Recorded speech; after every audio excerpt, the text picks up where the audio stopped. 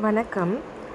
ரொம்ப நாள் கழித்து ஐஎஃப்எஸ் மெயின் கேஸோட ஹியரிங் டீட்டெயில்ஸ் இன்றைக்கி நான் அப்லோட் பண்ணுறேன்.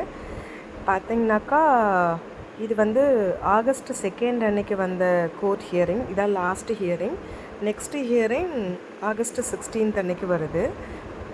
இந்த ஹியரிங்க்கும் பார்த்திங்கனாக்கா A1 to A6 financial establishment அவங்க ப்ரெசண்ட் ஆகிருந்தாங்க.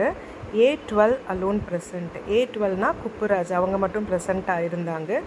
A13னாக்கா ஜெகநாதன் அவர் வந்து ஜுடிஷியல் கஸ்டடியில் இருக்காங்க. அவரையும் கோர்ட்டில் ப்ரொடியூஸ் பண்ணியிருக்காங்கன்ற மாதிரி சொல்லியிருக்காங்க.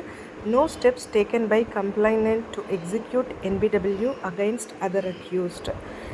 கம்ப்ளைனண்ட் புகார்தாரர்களால் எந்த ஸ்டெப்புமே எடுக்கலை NBW எக்ஸிக்யூட் பண்ணுறதுக்குன்ற மாதிரி மென்ஷன் பண்ணியிருக்காங்க.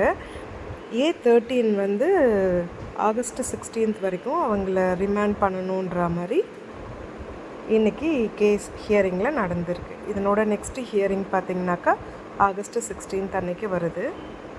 ஆகஸ்ட் 16 அன்னைக்காவது ஏதாவது ஒரு இந்த கேஸில் ஏதாவது முன்னேற்றம் இருக்குமான்றதை பார்க்கலாம்.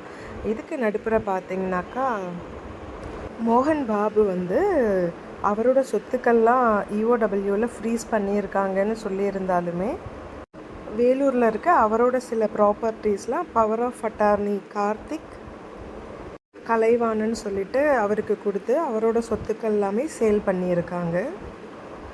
இந்த டீட்டெயில்ஸ் எல்லாமே பார்த்திங்கனாக்கா ஐஎஃப்எஸ் குரூப்ஸில் ஷேர் ஆகிட்டு இருந்துச்சு ரீசெண்ட் டைம்ஸில்.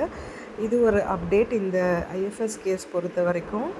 அதில் பார்த்திங்கன்னா அவரோட அந்த சேல் பண்ண டீட்டெயில்ஸ் எல்லாமே ஸ்க்ரீன்ஷாட் எடுத்து போட்டிருந்தாங்க. இதெல்லாம் தான் பார்த்திங்கனாக்கா இந்த ஐஎஃப்எஸ் பற்றின இருக்க கொஞ்சம் ரீசன்ட் அப்டேட்ஸ். தேங்க்யூ.